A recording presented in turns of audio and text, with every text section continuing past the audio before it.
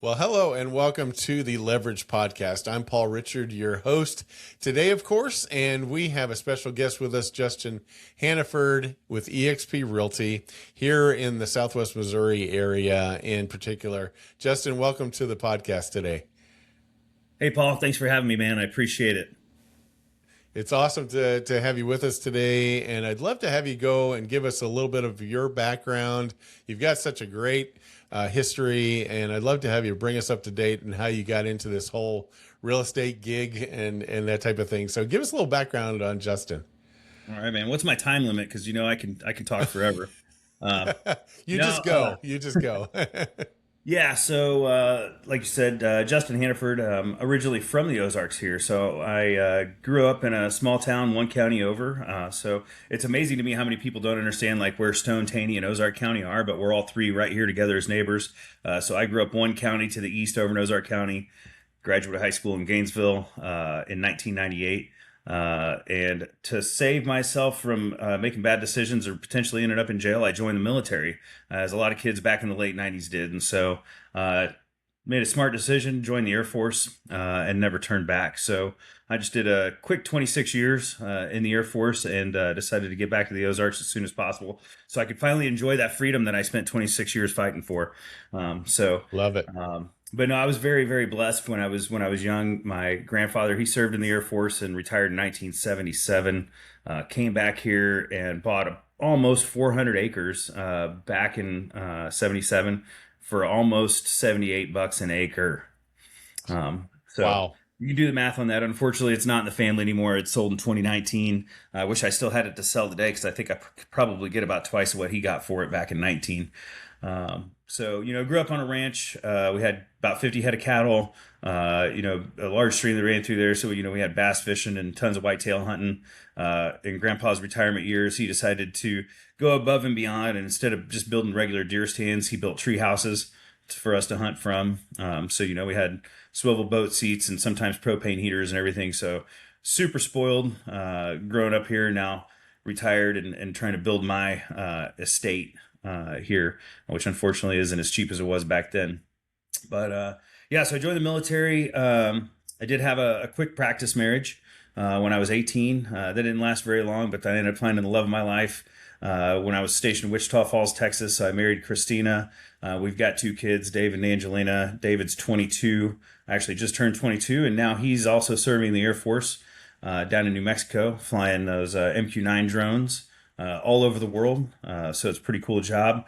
My daughter's about to be a junior here at Branson High School, and she's a straight A student, just an amazing human being, absolutely gorgeous. Couldn't be more proud of my kids. So can't complain. Life has been great to me.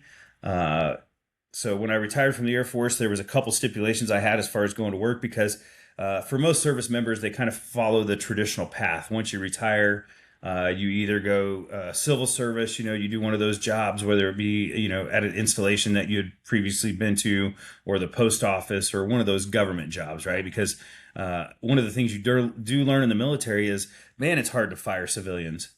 And so armed with that knowledge, you kind of get that job security when you get out because, you can get out making six digits and not have to really worry about getting fired unless you basically kill somebody. So I chose the non-traditional route as I usually have, and decided, you know what, I don't want a set schedule. I definitely don't want to have to answer to anybody except for Christina, because that's enough work. And I just kind of want to do what I want to do. And at the same time, there are many, many years I think I spent in the military where I thought, man, I wish I could work this hard for me instead of Uncle Sam. And so real estate kind of, was one of those things in the back of my nugget throughout all the years. In fact, I think in 2005 was my first attempt at getting into real estate. I was actually stationed at Little Rock Air Force Base.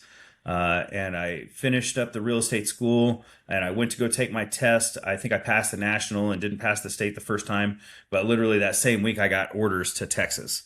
And so I thought, well, it's pretty much useless to go ahead and finish my license here in Arkansas. But real estate was one of those things that I was always a little bit passionate about and kind of wanted to know more and get into.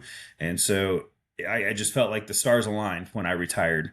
I looked at all my time in service and time in grade and all these numbers, and I realized I was like, you know what? Like now could be a good time to get into real estate because actually real estate was starting to take a dive when I was getting into it. And as we all know with real estate, it may go down for a little while, but it's always coming back up, right? And so I figured, you know what, I'll go join, the real estate industry, get on the struggle bus for a little bit, understand what it's like to really work hard in the industry, and then hopefully at some point, it'll get back to those days to where it's a little bit easier to be a realtor, where there's plenty to go around for everyone.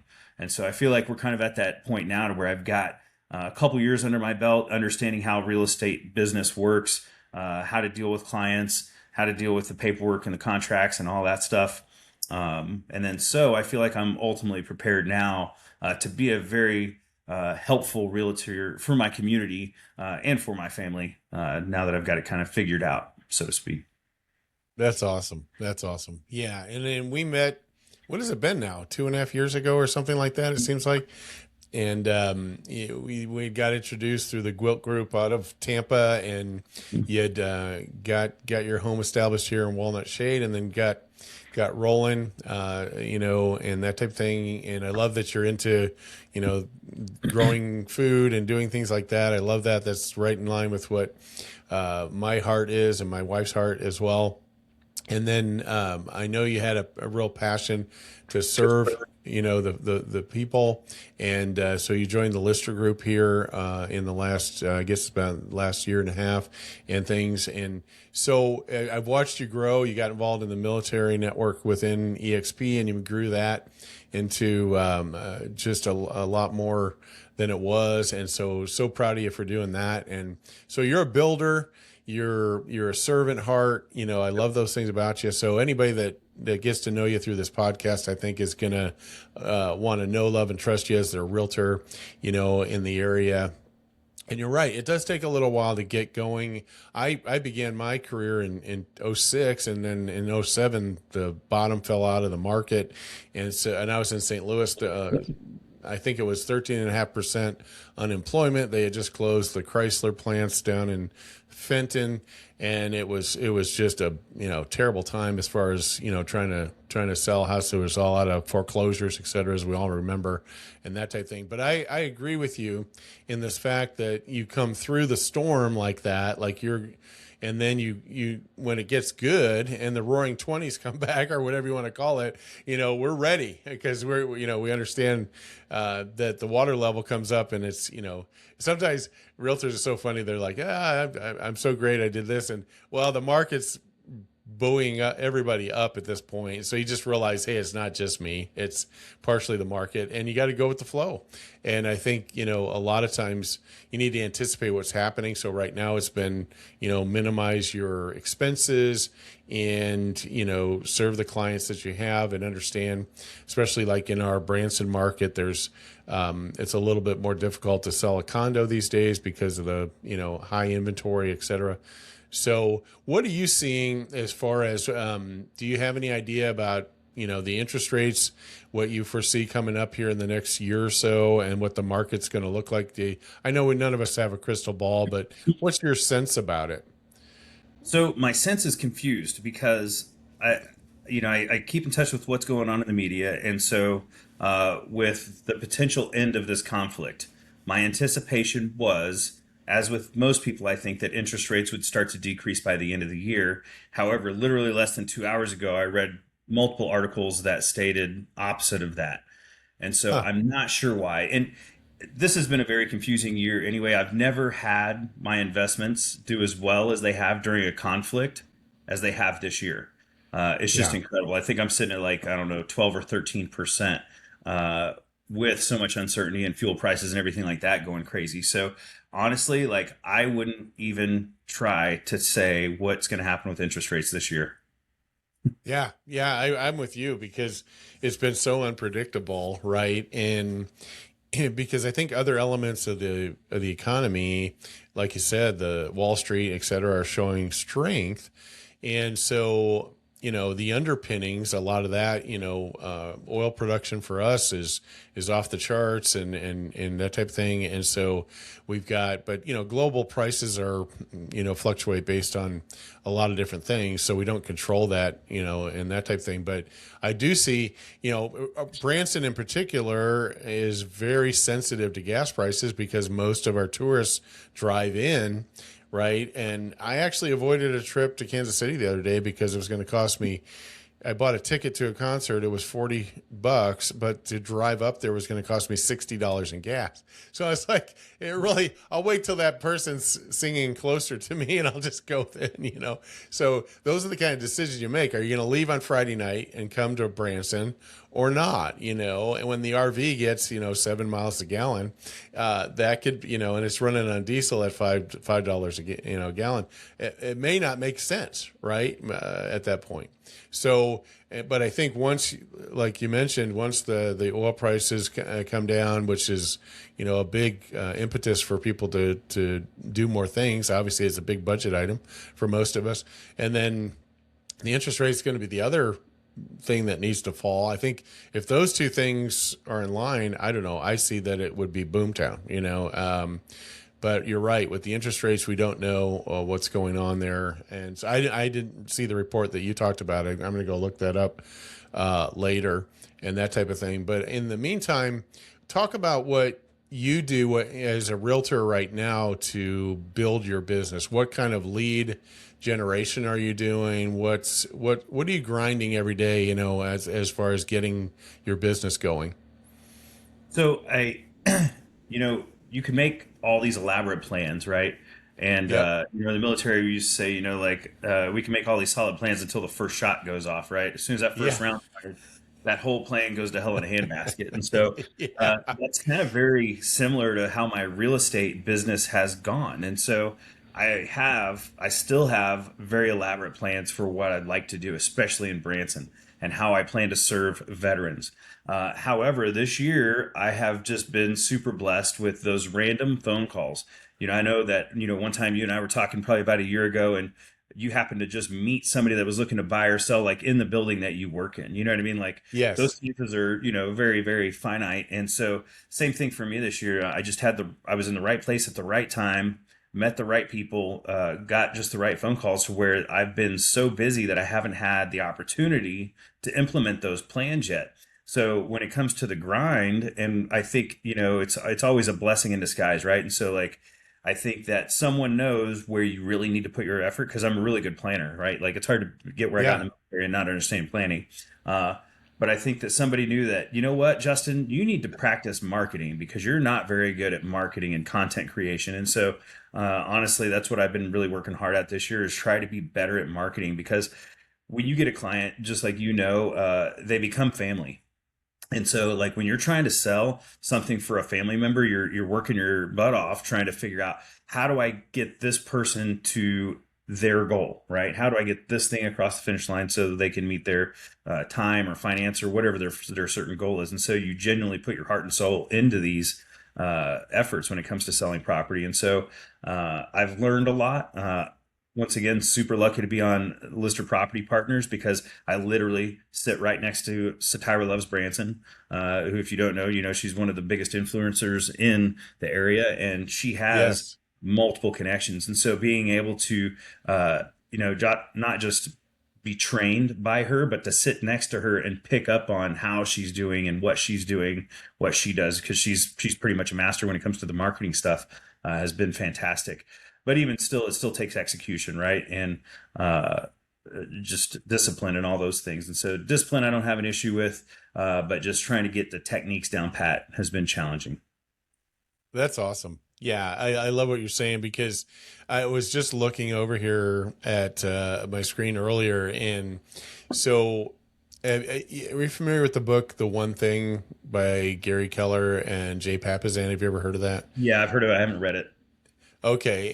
And so my wife and I were fortunate enough to go to one of what they call the One Thing couples retreat down in Austin. And Jay and Gary Keller, of course, founder Keller Williams, wrote that book. And he was talking on this upcoming webinar that he has about, we really don't need much more knowledge to accomplish what we need to accomplish. We need to implement what we already know, right? And that's really what you're talking about, I think, in a lot of ways, is Hmm. know what to do, right?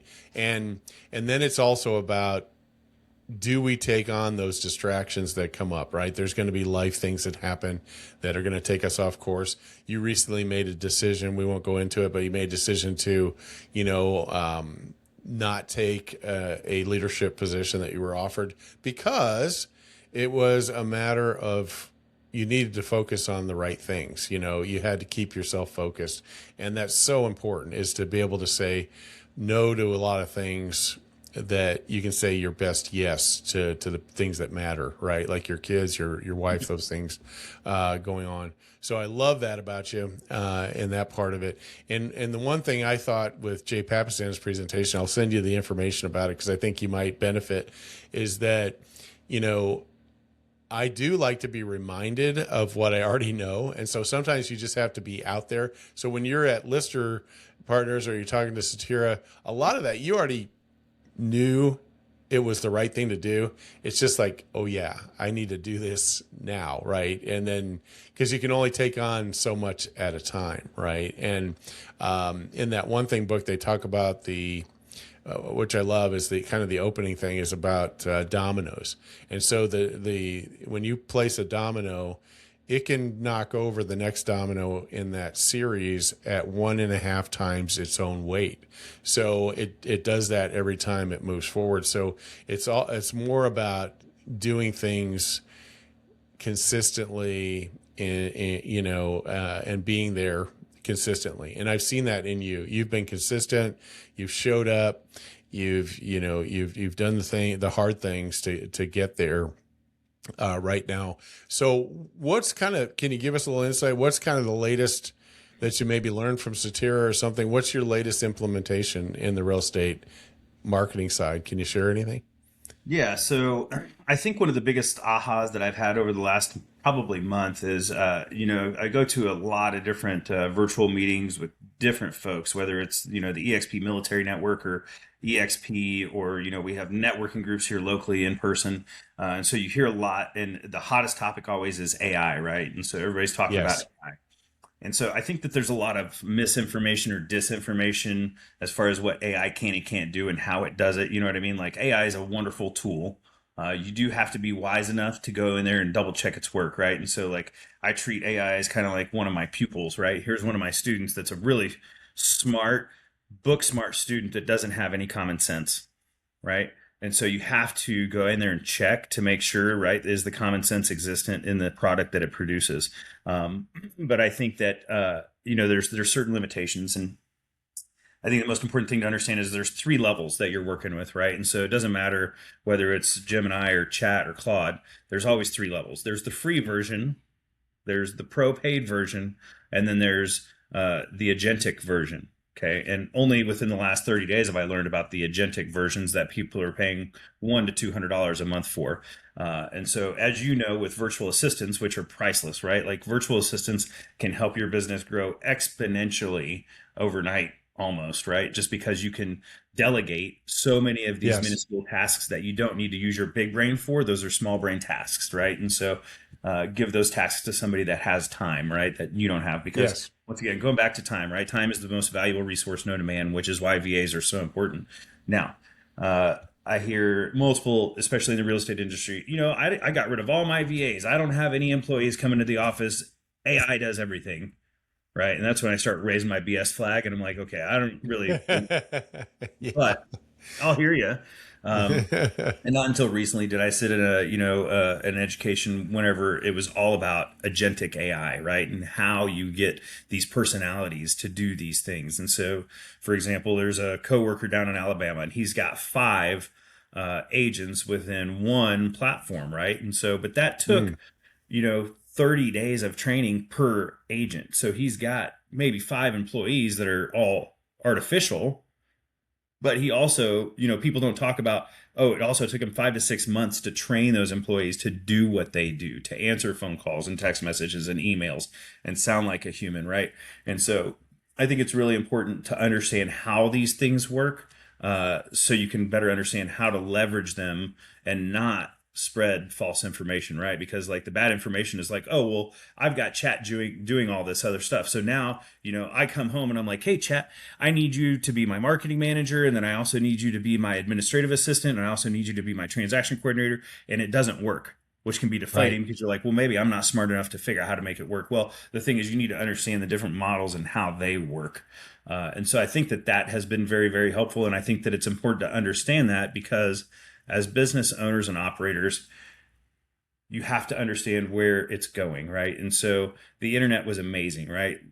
Large language models are going to make a more significant impact on our business. And if you don't jump on now, you're going to be left in the dust. And so thinking about how people operate, how people search for homes, and how people search for services, whether it's a plumber or an HVAC technician, all of that is going to look different a year from now than it does right now. And so I think that understanding how to incorporate it wisely into your business and understanding its limitations are probably the most important thing that I've learned, not just with Satira, but with other agents and other industry professionals as well. That's awesome. Yeah, I'm with you on that. It really is. I follow Dan Martell. I think he's one of the best at showing you the AI capabilities, limitations, those types of things. There's others obviously out there that are doing a lot of good work. I actually, coming back, I went to our retreat with Sphere Rocket, the VA company that I market for, and one of the other VA servicing and salespersons like myself on the West Coast, she's like, you can't delegate everything, you just can't do it. And also, are you delegating properly? Right. And there's that, I think you're talking about this, maybe I'm missing it, but tell me, you have to go through the pain of actually getting them trained and launched properly, and then allowing them the space to bring their gifts and their human attributes, things they can bring to the table. Don't tell them how to do everything. Tell them what you want to accomplish, and they'll go figure it out, right? And they'll bring it back to you. That's the beauty of a human being, is that you don't have to tell them exactly how to do it, right? Because they may know a better way than you do on how to do it, right? And a lot of times, I'll ask my one of my VAs. I'll say, hey, go take this training course. I don't have time to take it. Go take the training course on this software, figure it out, and then come back and tell me what to do. Yeah. And that's one of the biggest freedoms you can do, is give those people the ability to come back to you and go, Paul, I got an idea. If we do this, this will work better. And it is great. It's like, and I see the excitement level coming up in that person. Right. And that's been a revelation for me in the last 6 months, honestly. I mean, I've had VAs for 4 years, and now it's just been such a beautiful revelation to understand how that part works. Is that kind of in line with what you were thinking? No, 100%. I mean, at the end of the day, I think, like most people are innovators at heart. You know what I mean? And I think that, when I was in a followership position in the military, one of my favoriteest things to do was figure out how to innovate and then pitch it to the boss. Yeah. Hey, boss, here's this thing I found. You know what I mean? And I think that people share that love of sharing how to win better. You know what I mean? And people share like the love of innovation. And so, no, I think I'm picking up what you're putting down, and I agree 100%. You know what I mean? Like it's amazing what people can do and what AI can do now whenever you give it the opportunity. But it does take relationship building, and it does take time. It's not going to happen overnight. And, garbage in, garbage out, right? And so if you don't understand how to communicate effectively, you're going to get terrible communication on the back end of that thing. So definitely have to practice that on a daily basis. And so that's something I'm definitely not great at, is prompting, is what they call it. But Sure. I'm getting better. And prompting is it's probably, and I'm just not kind of thinking out loud, but I guess it's kind of the art of prompt delegation, which will probably be some training classes for all of industry here in the next 5 years, right? Yes. Yeah. And it would be. And I've been suffering through some of the, I've been doing graphics for the podcast covers and just fussing with ChatGPT about why you keep changing this picture and why do you keep doing this, and then I even asked it how to give it instructions, and then I would give it to them and it still mess it up, And Yeah. so, I think we're in that phase where in a lot of ways, like the .com boom was, there's so many Mhm. options, and there's so many things going on, and there's so much development happening, and there's going to be horses that win the race, and there's going to be horses that don't win the race right now, and it's hard to pick your choice sometimes in the race right now. So you do have to get into the weeds a little bit with AI and kind of understand how it operates. Otherwise, you can't manage someone that's managing AI, because it's one of those things you have to get into the mud to figure out what the mud feels like, right? So that's what I've been walking through. I don't like to delegate a task unless I've done it, or at least attempted to do it. So I kind Right. of know what because if my expectation is it only take you 10 minutes to do this, and I went and tried to do it, it took me an hour, I go, oh, there's a lot of roadblocks to this thing, you know, Precisely. and, and that kind of thing. So that's awesome. Um, so in your progression in your real estate business now, do you see staying with a team long term? Do you see developing a team yourself long term? Do you have any thoughts around that idea?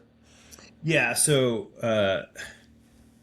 Lisa Lister, she's an amazing human being. And whenever I met her, it was just kind of a match made in heaven. I was like, oh my gosh, it's my Yeah, people.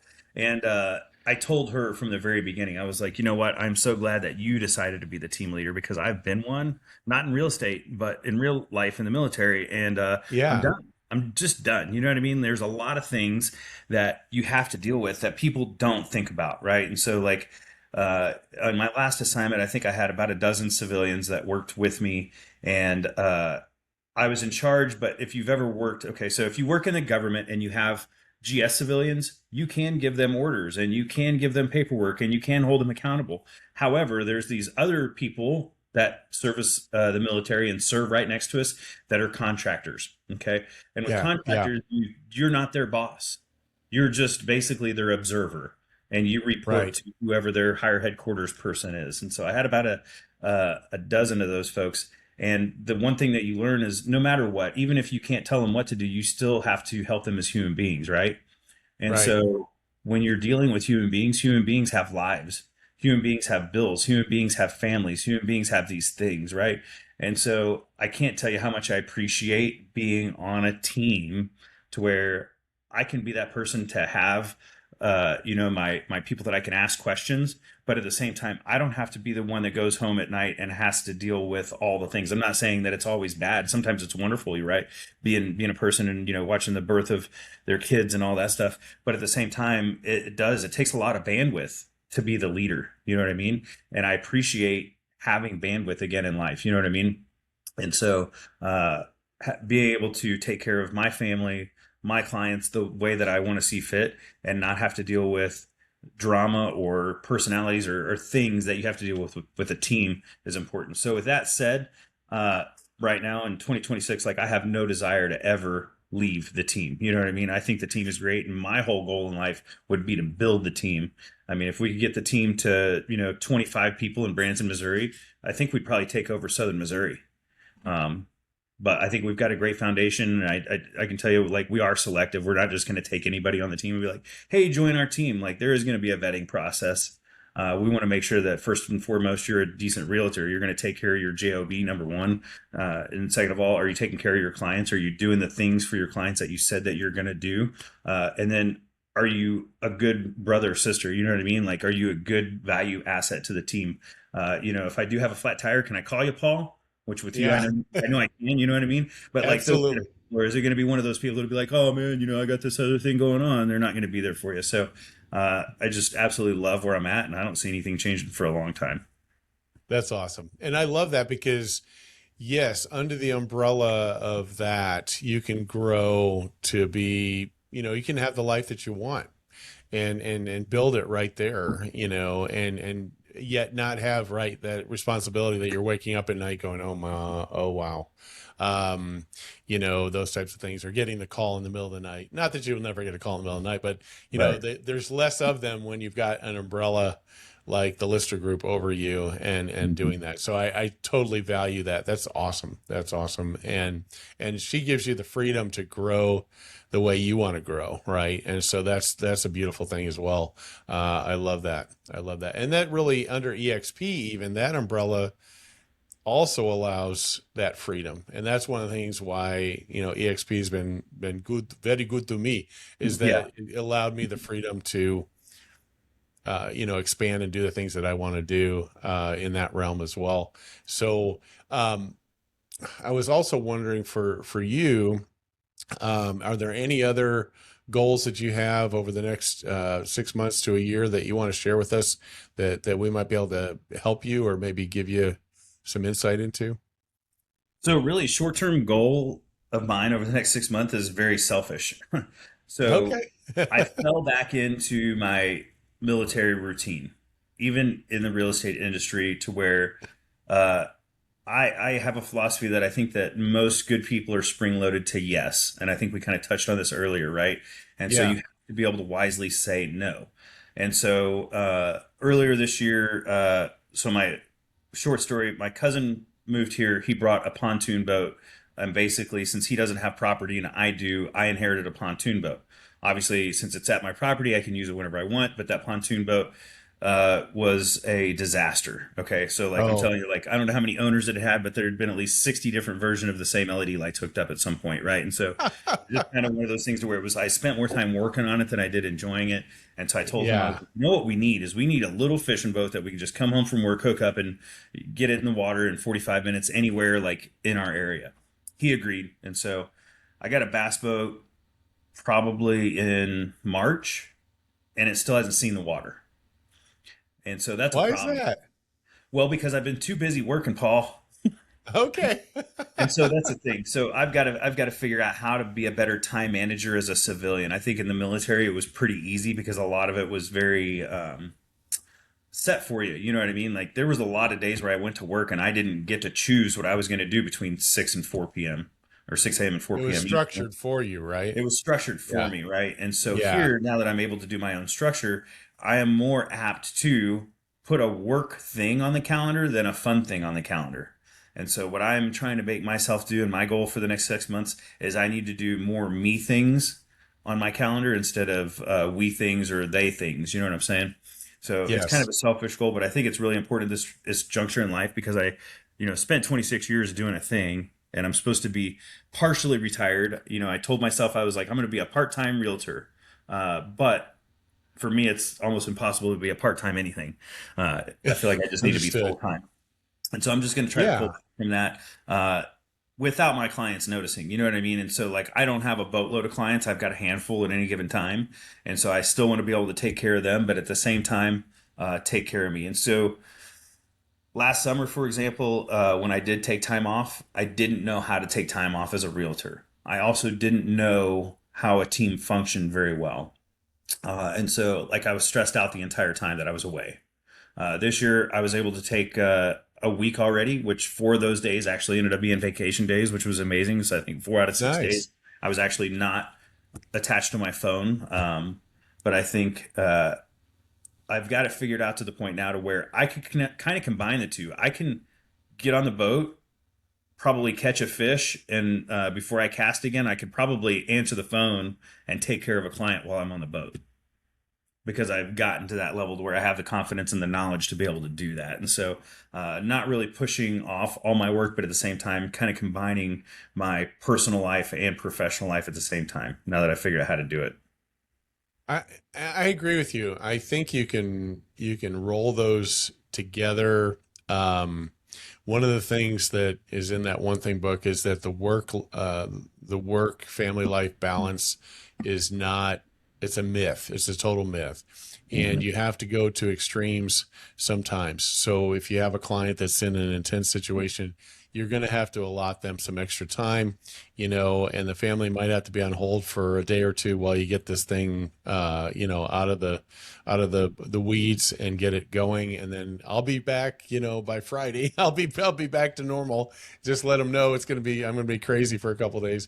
And that's really, and I've been in, let's say I was in Costco and I have my my iPad with me, and somebody says, "Hey, I need to. What about this house?" I'll throw it up onto one of the pallets there at Costco, and say, "Oh, let me send you the data sheet on that and get it to you." I send it to them. Flip it back into my pocket and continue to shop with my wife or whatever. And she views that as an interruption. I go, it is a little bit of an interruption, yet this is what's paying for the groceries in our cart right now. So we have to have that understanding. And real estate does not stop because, you're off for a while or something. So those needs have to be met somehow, and that part of it. And I think that's what you're talking about. You have to, especially at the level that we're operating right now, where you can touch base with people and have that interaction with them, and then move on, continue on. It doesn't ruin your whole day just because you had a 10-minute conversation you had to take care of, right? Right. So I think realtors have to realize that that's the way, and our spouses especially have to understand what that looks like, because they're not out there in the field. My wife is a transaction coordinator as well for B and some other agents, yet she's never sold real estate. And so sometimes I have to explain to her that, yeah, we have to do these things. Sometimes our industry changes over so often. There's new realtors that don't know the system or the contract. So sometimes we have to do their part, or at least help them with their part on it. And she doesn't understand why we would do that. They're the professional. Well, I've got a responsibility to my client to get them through this transaction. So that may cause me to have to do some of the other person's work on this thing. And I'm not going to make them feel bad about it. I'm not going to put them down just because they're new or whatever. I just, well, let's just get this thing rolling, and we'll get it, both of our clients happy together, and let's call it a good transaction, right? Have you had that happen too? Oh, for sure. Yeah. And, like when I first started, I didn't know what I didn't know. And I kind of had a bad Yeah. taste in the mouth for realtors. Unfortunately, a lot of people do. And so that's one of my goals also, is I want to make sure that every person that I do a transaction with has a better opinion of realtors than when they started working with me. You know what I mean? And I want to give realtors a great name. I've always been super blessed with my life with every realtor that I've had. You know what I mean? Like a majority of the time, it's either been a family or a friend of a friend. You know what I mean? Like you working with David and then introducing us and Yes. everything. And so like I've always been really lucky. But there have been a lot of times where I've worked with a realtor and I'm like, how do you function on a daily basis? Yeah. But Yeah. it's fewer than not. You know what I mean? I would say that probably Yeah. 90% of the realtors that I've worked with in Southern Missouri have been fantastic. Yep. And it usually just takes kind of breaking the ice with them and, just having a good telephone conversation for a few minutes or a Zoom call and kind of outlining things. You know what I mean? Because if it's always text or email, it's probably not going to be a very quality relationship. You know what I mean? And I think That's it's really true. good to establish a good relationship right off the bat between the other side and the transaction coordinators and everybody. Hey, we're all here for the same reason. If there's something that you're bad at, let me know. Maybe I'm good at it, or vice versa. Because I'll be the first one to tell you I'm not good at admin. If I didn't have a transaction coordinator, I probably wouldn't have gotten a transaction done in 2025. Yeah, But I actually, if I do that function, it sucks me in so much, and I try to do it perfectly, and I spend Mhm. so much time with it. Somebody that has done that repeatedly, like my wife, transaction coordinator, she can write a contract in about 5 minutes, and for me, I'm back in there going, and I don't mind because I review it and look it over. I know we just need to mostly know what to fill in the blanks, right? What's the price Right. going to be? When do we want to close? Mhm. That kind of thing. What's our financing look like? So we know all the sections. It's just a matter of, for me to stop, upload, from Forms R Us or whatever I'm using, and do that, all that stuff. I'm like, oh man, it sucks me in like a vortex. And I'm, Yeah. I'll, Same. yeah. God forbid you get distracted while you're doing it and get another phone Ex- call. And then you're like, I don't yeah. remember because I thought I knew what was going on. And then I look back at the contract and I'm like, oh man, I don't know. But I can, I Yeah. can, I can bounce around and get through them. You know what I mean? As needed, as most evenings and weekends, I'm still doing all the contract work on my own anyways. Sure. Um, but at the same time, man, it's a huge, huge time saver. It is. It is. Well, that's awesome. Well, this has been a fantastic interview. I'm very thankful that we're in relationship with each other. We've had some great things go on. And is there anything else any message you'd like to bring, or anything that we didn't cover that you'd like to talk about? Um, I remember Branson from the 90s. Yes. And I can say that what Branson has sort of morphed into is uh, not shocking. I kind of figured it's about what it is, but I do think that now that I've been here for a couple years and I've seen where Branson is going, I just want to say, like, I feel like this place has some of the most significant potential in the United States. With the natural resources that we have here, the people that we have here, the beauty, and then the crazy amount of real estate. I mean, there's more beautiful homes here than you would have ever thought. You know what I mean? Whenever you're driving through Yeah. some of these small communities and you pop over a hill and you're like, oh my gosh, there's like 20 $500,000 houses that I didn't even know existed over on this hillside by this creek. You know what I mean? But this place is just, it's genuinely amazing. It's a super fun place. And I just can't wait to see where Branson goes in the next 25 years. I think it's going to be pretty incredible. I agree with you. Yeah, and I was at the Faith and Business breakfast yesterday, which is on the third Tuesday here at College of the Ozarks in the morning, and about 125 people gather there. There's a keynote speaker, etc. And one of the guys came up to me and said, "Hey, I don't know if you know this about the Ozarks," and I said, "I run into a lot of people that say." God told me to come to Branson. I don't know why. My next door neighbor, she's like, we lived in Memphis, Tennessee, and we just pulled up roots and moved here. Didn't even know why, and they ended up being our next door neighbor, and we're in the 2 years we're as close as you can imagine. Had some really cool things, and so I have a lot of people that say that, or they move here for a church congregation or something in particular. They want to be here for that, and then I don't know. Do you know who Corey Ten Boom was? You ever heard of Mm-mm. Corey Ten Boom? She No. she was in a she hid she wrote a book called The Hiding Place, and back during the Holocaust, um, her family hid people in the walls, to keep them from being taken away and stuff. And anyway, I guess she was speaking in the U.S. and she was flying over Branson, and she looked down and she said, God has blessed this place right here. I don't know where this is, but God's blessed this place, And so there's a lot of that sense that we have, here, and people. I think people sense that development wise. I mean, look at this. We've got what, $500 million development going on with Silver Dollar City here with their new resort. We've got the whole new Jimmy Buffett Margaritaville thing going in, which is a huge investment in our area. So there, not only is it something that we love and cherish, there's investment coming in here. And I've also, my first time here was 1993, and it was a different place, right? It was really a different place back then. And I only got a snippet to see for a week, but I remember it very well, being here. So, well, I appreciate you sharing that. Justin, it's great to have you on the podcast. I look forward to us, working together as things progress. But thanks again for being on the podcast today. It was my pleasure, and I appreciate you, Paul. Thanks for the time. I appreciate the questions, the camaraderie, the brotherhood, man. I just couldn't thank you enough, and look forward to working with you still, man. Absolutely.